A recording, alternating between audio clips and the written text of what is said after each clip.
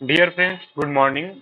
Today, I welcome to you in my uh, my previous year paper UP Triple ST video exam. Friends, कल हम लोगों ने discuss किया था 2018 paper के रीजनिंग पोर्शन को, और आज हम डिस्कस करेंगे इसके अगले पोर्शन यानी जीके के पोर्शन को। तो चलिए आप सब तैयार हो जाइए और हम शुरू करते हैं जीके के पोर्शन को। तो जैसा कि बच्चों आप सब जानते हैं कि वीडियो का एग्जाम जो 26-27 की डेट में आपका होने वाला है, उसकी प्रिपरेशन के लिए जी तोड़ मेहनत की ज़रूरत है। जिसके लिए जो सबसे आवश्यक है वो आपका है प्रीवियस ईयर पेपर। इसलिए सबसे पहले हम प्रीवियस ईयर पेपर को कवर कर रहे हैं और इसके बाद आगे की कार्रवाई की जाएगी। तो बिल्कुल कोई चिंताजनक बात नहीं है, धीरे धीरे करके हम सारे वीडियो आपको प्रोवाइड करा देंगे, वो भी फ्री। तो आप केवल हमारे साथ जुड़े रहें। बच्चों, पहला प्रश्न है कि कंप्यूटर में पिंग कमांड का क्या उपयोग है। तो बच्चों, जो पिंग कमांड होता है वो होता है किसी निर्दिष्ट गंतव्य कंप्यूटर तक पहुंचने के लिए स्रोत कंप्यूटर की क्षमता का परीक्षण करना, क्या कहलाता है, पिंग कमांड। ठीक है। जैसे आपको बता दें कि पिंग कमांड जो है बच्चों ये क्या है, नेटवर्क सॉफ्टवेयर होता है। क्या होता है? नेटवर्क सॉफ्टवेयर होता है। ठीक है, चलिए और देखते हैं। हाँ, किसी निर्दिष्ट गंतव्य तक पहुंचने के लिए कंप्यूटर की क्षमता का, बच्चा थोड़ा माउस दो, रख दियो, ला ला। हाँ, पिंग कमांड का उपयोग किया जाता है। ठीक है। हाँ, हाँ, आगे लिखा है कि यूपी ट्रिपल एससी ने इस प्रश्न को अमान्य प्रश्न, इनवैलिड प्रश्न स्वीकार किया है। तो कोई बात नहीं, अगर असमान तो इस प्रकार का उसने एक्सेप्ट किया तो उसको छोड़ दिया जाए और हम लोग आगे बढ़ेंगे। भैया कुछ आया है इसमें, रिस्क एक्सेप्ट रिस्क कुछ करके आया है? अच्छा अच्छा, चलिए ठीक है। हाँ? आगे बढ़ते हैं और फटाफट कवर करते हैं इसके समस्त प्रश्नों को कुछ सेकेंड्स में।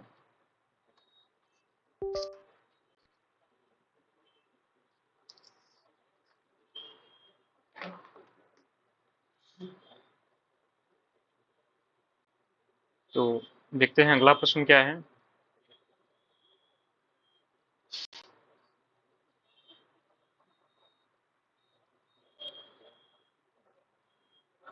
हम्म, अगला प्रश्न है, इनमें से किस इनपुट डिवाइस का उपयोग व्यापक रूप से योग्यता परीक्षण जैसे परीक्षणों में किया जाता है। तो bar code reader, optical mark पहचान, मैग्नेटिक इंक करेक्टर पहचान, टच पैड। तो बच्चों आप सबको पता है कि जो हमारा OMR शीट होता है वो ऑप्टिकल मार्क रीडर होता है। तो ऑप्टिकल मार्क रिकॉग्नाइजेशन यानी ऑप्टिकल मार्क पहचान, ये सही उत्तर हो जाएगा। फिर लिखा है बच्चों कि प्रिंट के दौरान गैर प्रभाव वाले प्रिंटर पेपर को स्पर्श नहीं करते हैं। वे कागज पर प्रतीकों को छापने के लिए रासायनिक गर्मी या विद्युत संकेतों का उपयोग करते हैं।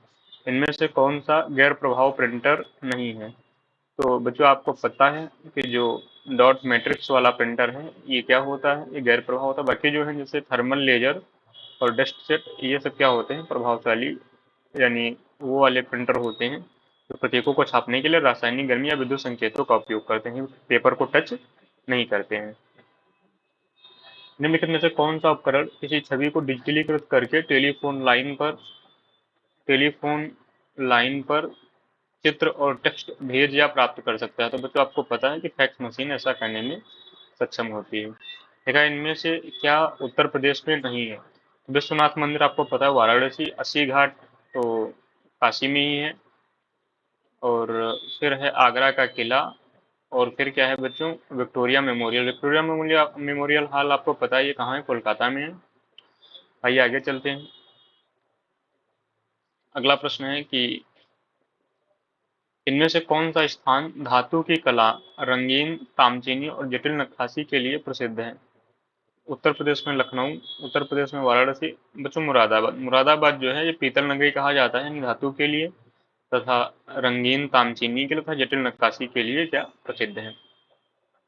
अगला देखते हैं, जनगणना 2011 के अनुसार उत्तर प्रदेश की आबादी क्या थी? 19.95 मिलियन यानी लगभग 20 मिलियन। ठीक है बच्चों, तो ऑप्शन ए आपका क्या हो जाएगा? सही हो जाएगा। चलिए आगे बढ़ते हैं। अगला प्रश्न है कि निम्नलिखित पंक्तियों में उत्तर प्रदेश के किस लोक नृत्य के बारे में बात की जा रही है? यह संतुलन की एक कठिन कार्य है, जहां पर्दे में एक महिला नर्तकी लकड़ी के पिरामिड मंच पर 108 तेल के लैंपों को अपने सिर पर रखकर प्रदर्शन करती है। गीत मुख्य रूप से इस क्षेत्र में भगवान श्री कृष्ण के प्रशंसा के सम्मान के लिए रखे गए हैं। तो बच्चों ये ऐसा जो होता है चरकुला नृत्य होता है, ब्रज क्षेत्र में गाया जाता है, इसको कहते हैं चरकुला। इसमें एक जो महिला होती है वो अपने ऊपर कई थालों तथा उसमें छोटी छोटी मटकियों को रखकर उसमें 108 तेल के दीपक जलाकर फिर नृत्य करती है। और बच्चों ये जो नर्तकी नृत्य करती है ये ऐसा संतुलन बनाती है कि उस रखे हुए दीपों को हाथ से टच नहीं करती, उसके बाद नृत्य करती है। तो ये अपने आप में बड़ा ही रोचक होता है। उत्तर प्रदेश के मथुरा जिले के ब्रज क्षेत्र का विशेष नृत्य उत्सव है। इसमें स्त्री पुरुष धारण करके, नहीं पुरुष भी नृत्य करते हैं। मिट्टी के 7 घड़े, बच्चों कितने घड़े? 7 घड़े, उस पर 108 तिल के लैंप रखकर प्रदर्शन करते हैं। संतुलन का एक कठिन कार्य है चरकुला नृत्य। गीत भगवान की प्रशंसा में गाया जाता है। ठीक है,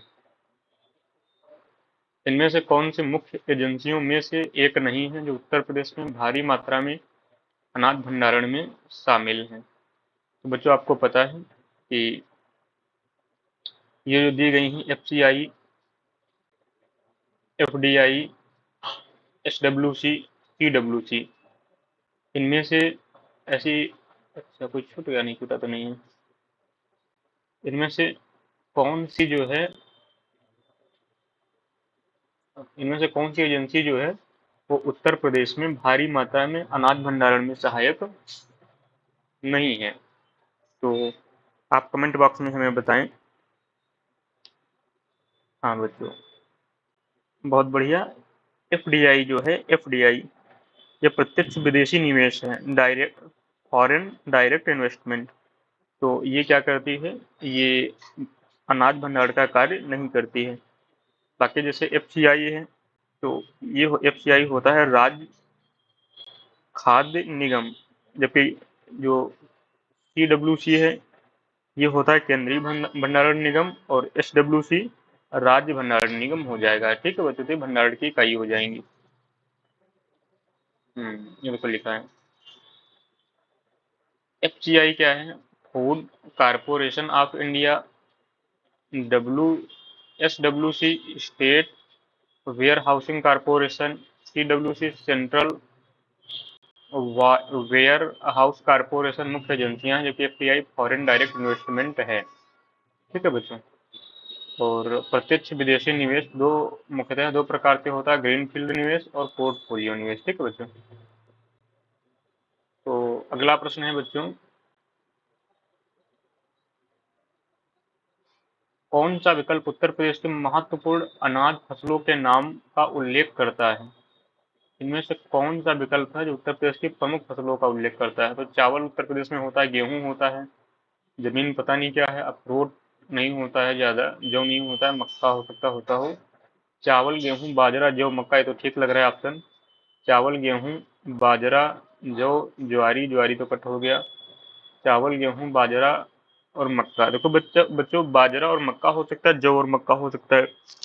तो आपको ये पता करना जौ मक्का होगा कि बाजरा मक्का होगा। तो बच्चों गेहूं के जैसा ही एक फसल होता है जौ। जौ बड़ी मात्रा में होता है बाजरा की अपेक्षा, यानी मुख्य फसल क्या हो जाएगी? चावल, गेहूं, बाजरा, जौ और मक्का।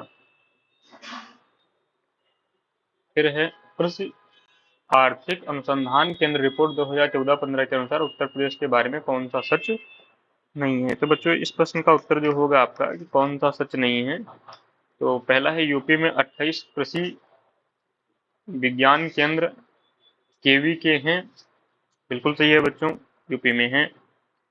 फिर उत्तर प्रदेश में 5 भारतीय कृषि अनुसंधान परिषद संस्थान हैं। तो बच्चों यूपी में 5 कृषि अनुसंधान परिषद ICAR नहीं है, ठीक है ना। तो ये क्या हो जाएगा, ये गलत हो जाएगा। उत्तर प्रदेश में 4 कृषि अनुसंधान कृषि विश्वविद्यालय हैं। आइए आगे देखते हैं। यूपी में 4 राज्य कृषि विश्वविद्यालय हैं, बिल्कुल सही है। यूपी में 4 राष्ट्रीय शोध केंद्र हैं, ये भी सही है। देखा, कृषि आर्थिक अनुसंधान रिपोर्ट 2014-15 के अनुसार उत्तर प्रदेश में 28 कृषि विज्ञान केंद्र हैं। भारतीय कृषि अनुसंधान परिषद 4 कृषि विश्वविद्यालय, 4 राष्ट्रीय शोध केंद्र हैं।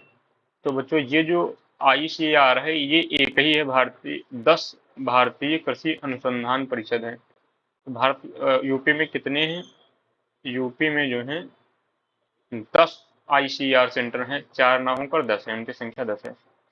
अगला प्रश्न है बच्चों, ललित कला अकादमी उत्तर प्रदेश कलाकारों को छात्रवृत्ति से पुरस्कृत करता है। इनमें से कौन सा विषय क्षेत्र नहीं है जिनमें इन छात्रवृत्तियों को दिया जाता है। तो बच्चों फैशन डिजाइन में इसको नहीं दिया जाता, जबकि मूर्ति कला, इतिहास तथा सिरेमिक में दिया जाता है, ठीक है। अगला प्रश्न है,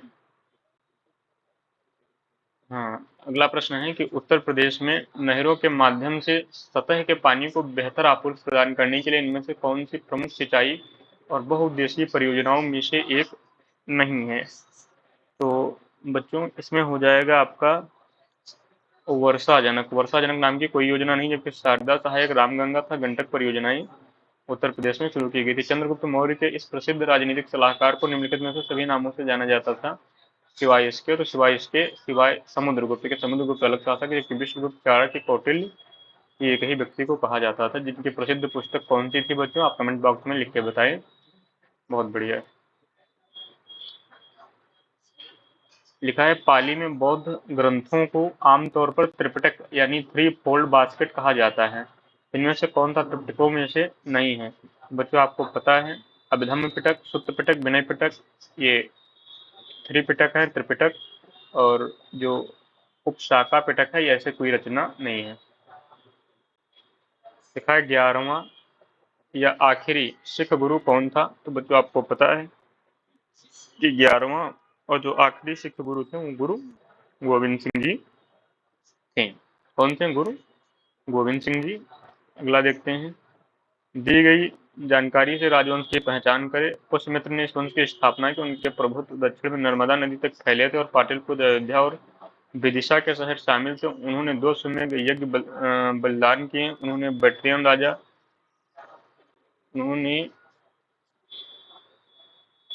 बैक्ट्रियन राजा डेमेट्रियस को भी हराया। राजवंश का 5वां राजा भागभद्र था। पतंजलि के गौरव ग्रंथ महाभाष्य इस समय के दौरान लिखे गए थे। तो बच्चों जो पुष्यमित्र है, इसने किस वंश की स्थापना की थी, इसने की थी शुंग वंश की, ठीक है। चलिए आगे चलते हैं। हर्षवर्धन ने 5 इंडीज को अपने नियंत्रण में लिया। इनमें से 5 इंडीज कौन से, जैसे वेस्ट इंडीज बच्चों, वैसे ही इन्होंने 5 इंडीज नाम दिया था।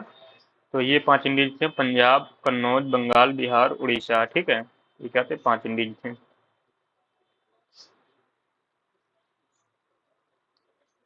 अकबर के नवरत्न के बारे में इनमें से कौन सा सही ढंग से मेल नहीं खाता। तो बच्चों अकबर के नवरत्न के बारे में बात की जाए तो जो राजा मान सिंह है वो अकबर के वित्त मंत्री नहीं थे। वित्त मंत्री कौन थे, राजा टोडरमल थे। बाकी सब सही है।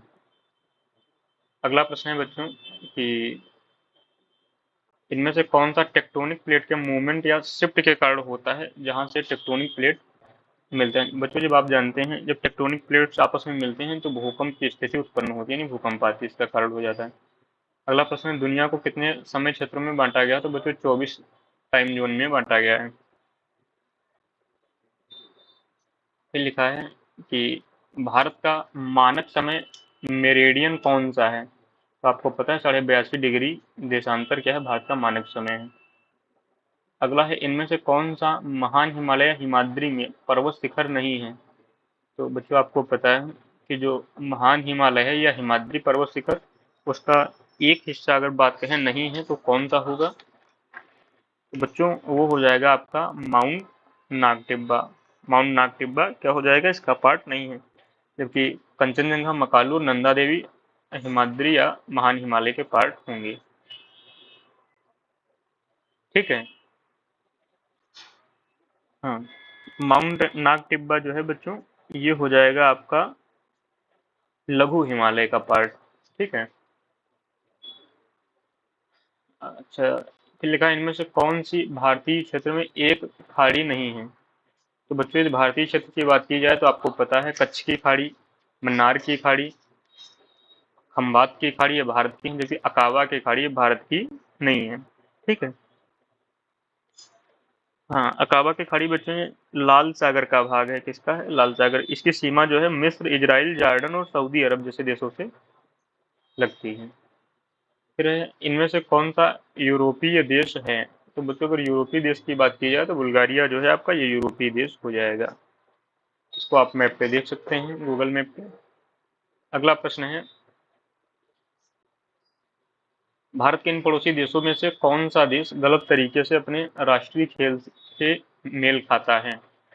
तो आपको पता है कि बांग्लादेश जो है बच्चों, इसका जो राष्ट्रीय खेल है वो कबड्डी है, ना कि क्रिकेट है। ठीक है, बाकी ठीक है।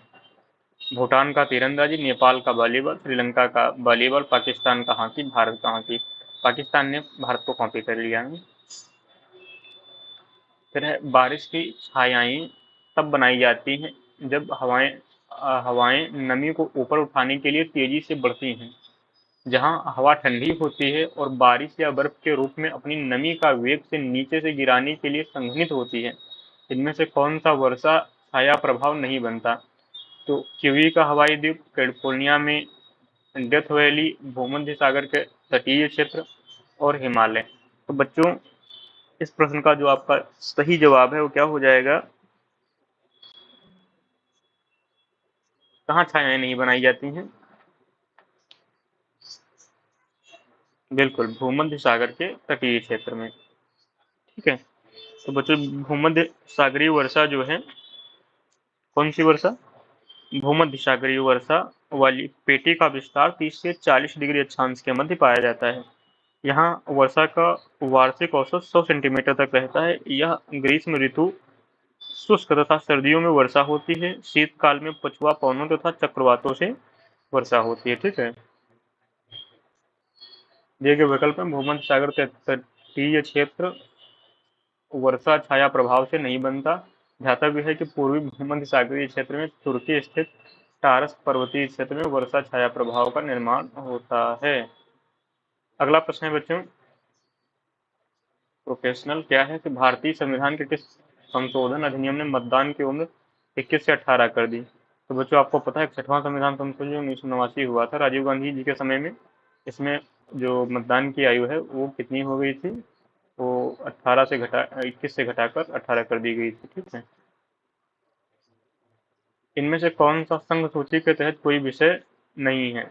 तो बच्चों आपको पता है कि जो परमाणु ऊर्जा है, विदेशी मामले हैं, युद्ध और शांति है, ये किसके हैं? संघ सूची के हैं।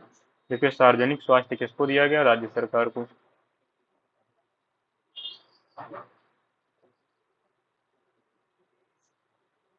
अगला प्रश्न है बच्चों की, कृषि में नवाचार और उद्यमिता को बढ़ावा देने के उद्देश्य से भारत सरकार स्टार्टअप और उन्हें संभावित निवेशकों से जुड़ने में सक्षम बनाने के लिए एक नया कार्यक्रम शुरू कर रही है। इस कार्यक्रम को क्या कहा जाता है बच्चों?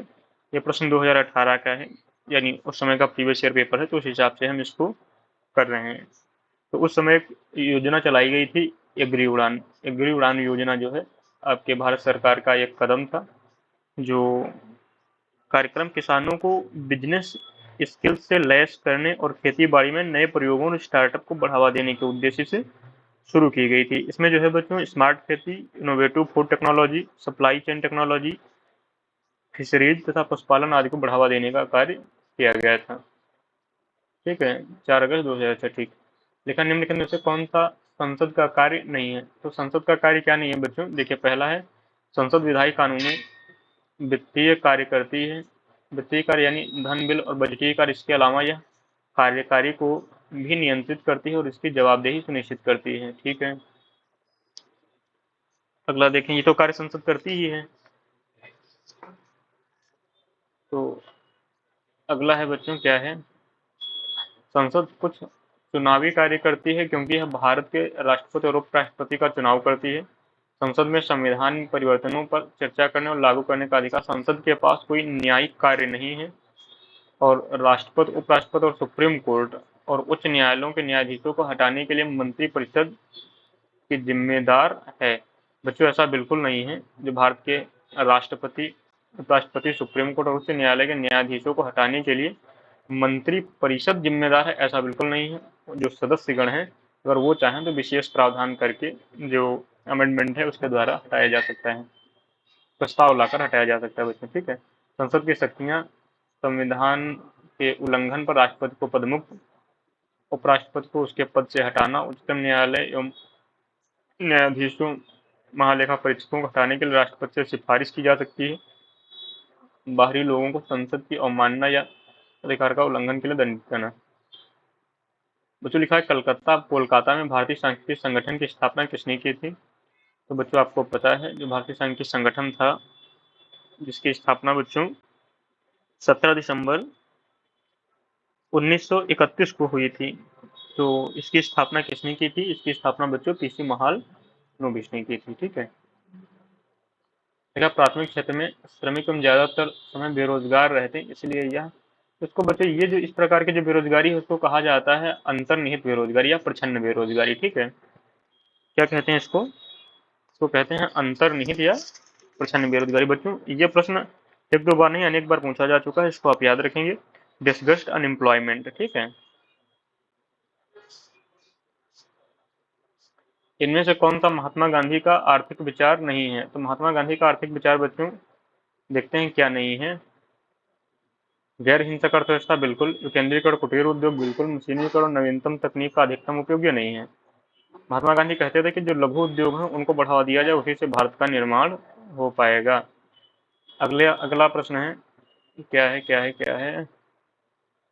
7 मिशन कार्यक्रम का उद्देश्य लक्षित मील का पत्थर हासिल करने के लिए शहरों को निधि देना। इस कार्यक्रम में इसके अलावा सभी विकल्प शामिल हैं। तो बच्चों जो 7 मिशन कार्यक्रम था, इसका उद्देश्य क्या था? आइए देखते हैं। क्या नहीं है? एक विकल्प नहीं है। तो 100 स्मार्ट सिटी का प्रोग्राम चल रहा है इस सरकार का इस समय। अमृत यानी कायाकल्प शहरी परिवर्तन अटल मिशन चल रहा है। हृदय यानी राष्ट्रीय विरासत शहर विकास और उन्नति योजना चल रही है। ये नहीं है। क्या अंतरिक्ष साहसिक पर राष्ट्रीय मिशन, ऐसा इस योजना के तहत नहीं आता है। 7 जो आपके प्रोग्राम है उनमें।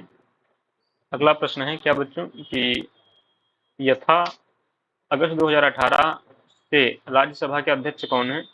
तो बच्चों उस समय राज्यसभा के अध्यक्ष कौन थे, यानी आपके उपराष्ट्रपति कौन थे? वेंकैया नायडू थे। इस समय कौन है? जी जगदीप धनखड़ जी हैं। ठीक है, अगला प्रश्न है, मध्य प्रदेश राज्य सरकार ने एक योजना शुरू की जहां गरीबी रेखा बीपीएल के नीचे के परिवारों को 200 रुपए प्रति माह लागत से बिजली प्रदान की जाएगी। इस योजना को क्या कहा जाता है? तो बच्चों देखो, बीपीएल जो मतलब गरीबी रेखा, बिलो द पॉवर्टी लाइन, गरीबी रेखा से नीचे वाले जो परिवार हैं उनको 200 रुपये प्रति माह देना होगा, बिजली का बिल कुछ भी आए। तो इस योजना को क्या कहा जाएगा? संबल योजना कहा जाएगा, क्योंकि संबल दे रहे हैं ना। अब थॉमस कप बच्चों जो कि किससे संबंधित है? ये संबंधित है आपका, हाँ, बैडमिंटन से। थॉमस कप जिसे कभी कभी विश्व पुरुषों की टीम चैंपियनशिप कहा जाता है, खेल के वैश्विक शासी निकाय बैडमिंटन वर्ल्ड फेडरेशन के सदस्य राष्ट्रों का प्रतिनिधित्व करने वाली टीमों में एक अंतरराष्ट्रीय बैडमिंटन प्रतियोगिता है। किस टीम ने थॉमस कप 2018 जीता? तो बच्चों आपको याद करना होगा कि जो थॉमस कप 2018 है, इसको जीतने वाली टीम कौन सी थी? तो जीतने वाली थी इसको चाइना। क्या थी? चाइना। अगला प्रश्न है कि नीचे कुछ महत्वपूर्ण घटनाएं और तिथियां दी गई हैं जिन्हें 2018 में मनाया गया था, इनमें से कौन सा सही मिलान नहीं है?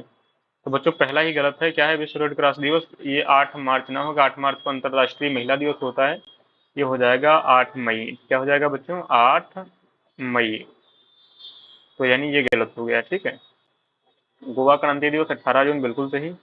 बाल श्रम के खिलाफ विश्व दिवस 12 जून। संयुक्त राष्ट्र यूएन द्वारा पहला विश्व साइकिल दिवस कब मनाया गया? 3 जून को। बाकी सब सही है। फिर है, दिए की जानकारी से मिशन की पहचान करें। केंद्रीय बजट 2018 में वित्त मंत्री अरुण जेटली ने जनजातीय समुदाय के बच्चों को शिक्षित करने के लिए किस योजना की घोषणा की?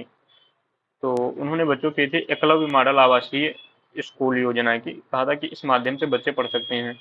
और बच्चों, अब की बार जो 2020 के बजट में, जो 2023 के बजट में जो घोषणा की गई है कि जो आपके जनजातीय समुदाय के बच्चे हैं उनको, उनके लिए एक योजना लाई गई। उस योजना को आप कमेंट बॉक्स में बताएं।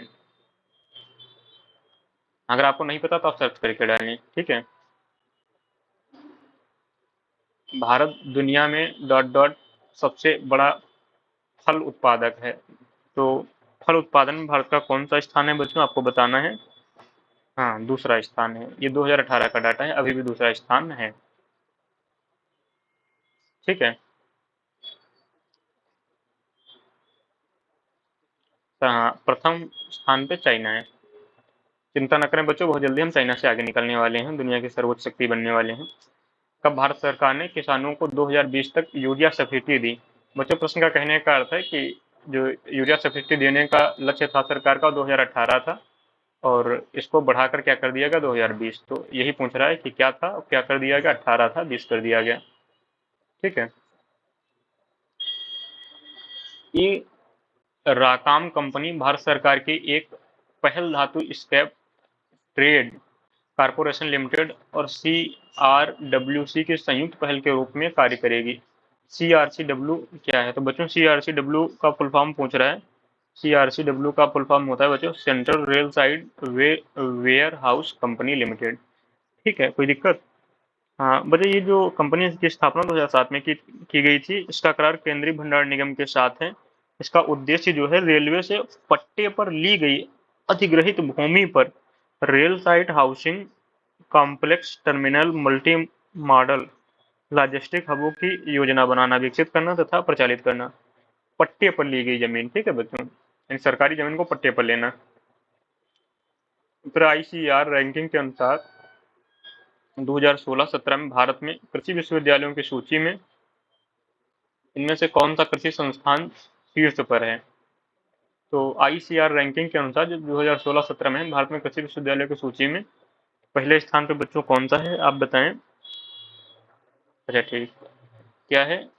NDRI यानी national dairy research institute Karnal Haryana, पहले स्थान पर है। भारत में कई केंद्रीय सरकारी संगठन हैं जो कृषि विपणन में शामिल हैं। इनमें से कौन सा ऐसा संगठन नहीं है? भारत का कपास निगम, भारतीय खाद्य निगम, कृषि लागत लागत और कीमतों का आयोग, और भारतीय कृषि निगम जो है शामिल नहीं है, बल्कि अन्य जो आपके हैं कृषि लागत और कीमतों का आयोग, भारतीय खाद्य निगम और भारत का कपास, ये शामिल हैं। बच्चों देखिए, बहुत अच्छा प्रश्न मिल गया एक। इनमें से कौन सी कंपनी ई कॉमर्स कंपनी नहीं है? तो बच्चों, ई कॉमर्स कंपनी क्या होती है? जो इंटरनेट के माध्यम से बिजनेस करती है। तो जैसे फ्लिपकार्ट, अमेजोन तो आप जानते ही हैं, बची दो, ईबे और यही.com। तो बच्चों, आपको जानना है और कायदे से जानना है कि यहीं से प्रश्न गलत होगा। ईबे जो है ये आपकी कैसी कंपनी है? ई कॉमर्स कंपनी है, यानी इसके माध्यम से भी हम क्या करते हैं, ऑनलाइन वेबसाइट पे मतलब कुछ खरीद सकते हैं, बेच सकते हैं। जबकि यही.com है, ये आपकी ई कॉमर्स कंपनी नहीं है। तो बच्चों आइए देख लेते हैं थोड़ा, ईबे है क्या।